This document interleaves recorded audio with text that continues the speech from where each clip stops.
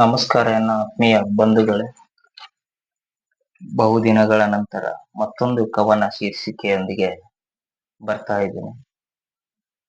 ಯಾವಾಗಲೂ ಆಧ್ಯಾತ್ಮಿಕ ಸಾಹಿತ್ಯವನ್ನು ಚಿಂತಿಸುವ ನನಗೆ ಇಂದು ಪ್ರಣಯ ಗೀತೆಯನ್ನು ಬರೆಯುವ ಒಂದು ಸನ್ನಿವೇಶ. ಈ ಪ್ರಣಯ ಗೀತೆ ಯಾಕೆ ಬರೆದೆ ಅಂತ ಹೇಳಿದ್ರೆ, ನನ್ನ ಸ್ನೇಹಿತರೊಬ್ರು ಯಾವಾಗಲೂ ಆಧ್ಯಾತ್ಮಿಕ ಚಿಂತನೆಯನ್ನು ಮಾಡ್ತಿರ್ತೀರಿ, ಒಂದು ಡಿಫ್ರೆಂಟ್ ಆಗಿ ಪ್ರಣಯ ಗೀತೆ ಬರೀರಿ ಅಂತ ಹೇಳಿದಾಗ ಆಯ್ತು ಅಂತ ಹೇಳಿ ಒಂದು 4 ಲೈನ್ಗಳನ್ನ ಗೀಚಿದ್ದೀನಿ. ಇನ್ನೊಂದು ವಿಷಯ, ಇದು ಯಾವುದೇ ವ್ಯಕ್ತಿಗಾಗ್ಲಿ, ನನ್ನ ವೈಯಕ್ತಿಕ ಆಗ್ಲಿ, ಯಾವುದೇ ವ್ಯಕ್ತಿಯ ವೈಯಕ್ತಿಕ ಆಗ್ಲಿ ಅಲ್ಲ. ಇದು ಕೇವಲ ಒಂದು ನನ್ನ ಸಾಹಿತ್ಯದ ಕಲ್ಪನೆ.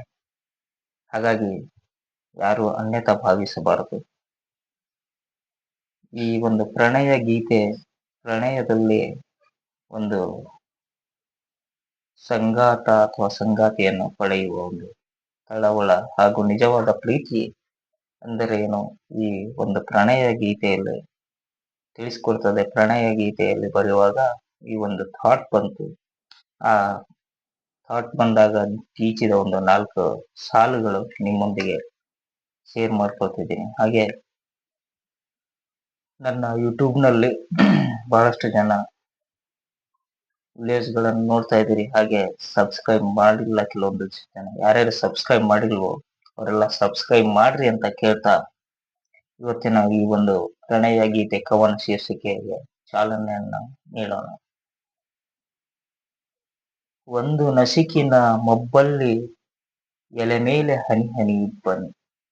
ಒಂದು ನಸಿಕಿನ ಮಬ್ಬಲ್ಲಿ ಎಲೆ ಮೇಲೆ ಹನಿ ಹನಿ ಇಬ್ಬನಿ. ಕಣ್ಣಲ್ಲಿ ಕಣ್ಣಿಟ್ಟು ಅವಳು ನೋಡಲು ಯಾಕೋ ಗೊತ್ತಿಲ್ಲ, ಅವಳ ನಾ ನೋಡಲು ಎದೆಯಾಗ ಗಾಬರಿ, ಆದರೂ ಒಂಥರ ಕಚಗುಳಿ. ಕಣ್ಣಲ್ಲಿ ಕಣ್ಣಿಟ್ಟು ಅವಳು ನೋಡಲು ಯಾಕೋ ಗೊತ್ತಿಲ್ಲ, ಅವಳ ನಾ ನೋಡಲು ಎದೆಯಾಗ ಗಾಬರಿ, ಆದರೂ ಒಂಥರ ಕಚಗುಳಿ. ಕಣ್ಣಲ್ಲಿ ಸನ್ನೆ ಮಾಡಿ ನಸನಕ್ಕಳು, ಕರಿಹುಬ್ಬು ಹಾರಿಸಿ ತುಂಟನಗೆ ಬಾನ ಎದೆಗೆ ಬೀಸಿದಳು. ಬರಗಾಲದಲ್ಲಿ ಚಿಟ್ಟಿ ಮಳೆ ಸುರಿದಂಗ ಮನದಾಗ ಚಂದುಟಿಯವಳು, ಗುಡಿ ಕೆನ್ನೆ ಚೆಲುವೆ ನನ್ನಾಕಿ, ಗಲ್ಲದ ಮೇಲೆ ಕಪ್ಪು ಚುಕ್ಕಿ. ಊರವರೆಲ್ಲ ಕಣ್ಣು ಆಕೆಯ ಮೇಲೆ, ಆದರೂ ಯಾಕೋ ಗೊತ್ತಿಲ್ಲ, ಅವಳ ಹಂಬಲ ಮಾತ್ರ ನನ್ನ ಮೇಲೆ. ನನಗೂ ಅವಳೆಂದರೆ ಬಲು ಇಷ್ಟ, ಆದರೂ ಯಾಕೋ ಗೊತ್ತಿಲ್ಲ, ಅವಳ ಮುಂದೆ ಮಾತನಾಡಲು ತಳವರಿಸಿತು ನಾಲಿಗೆ. ಮಾತಿಗೆ ಸಿಗದವಳು, ಚಿತ್ರಕ್ಕೆ ಮೂಡದವಳು, ಕೈಗೆ ಸಿಗದವಳು, ಅಂತ ಚೆಲುವೆ ಅವಳೇ ನನ್ನ ಊರ್ವಶಿ, ನನ್ನ ಪ್ರೇಯಸಿ.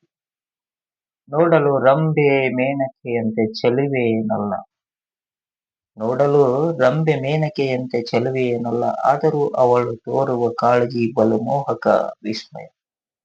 ಬೆಳಗಿನ ಸೂರ್ಯನ ಕಿರಣದಲ್ಲಿ ಅರಳಿದ ಸೂರ್ಯಕಾಂತಿಯಂತೆ ಅವಳ ಮೊಗದ ಕಾಂತಿ.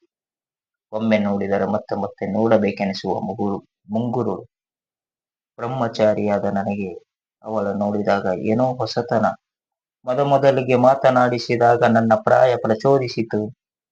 ಪುಳಕಿತನಾದೆ. ಯಾಕೋ ಗೊತ್ತಿಲ್ಲ, ರಾತ್ರಿಯೆಲ್ಲ ಅವಳದೇ ನೆನಪು. ಅವಳ ಗುಂಗಿನಲ್ಲೇ ಇರುಳು ಸೆರೆದು ಹಗಲಾದ ಪರಿವೇ ನನಗಿಲ್ಲ. ನನಗೆ ಗೊತ್ತಿಲ್ಲ, ಇದನ್ನು ಪ್ರೀತಿ ಅನ್ನಲು, ವಿಸ್ಮಯ ಅನ್ನಲು, ಅಥವಾ ಆಕರ್ಷೆ ಎನ್ನಲು. ಪ್ರೀತಿ ಅನ್ನೋದು ಜೀವನದಲ್ಲಿ ಒಂದೇ ಬಾರಿ ಹುಟ್ಟುವುದು.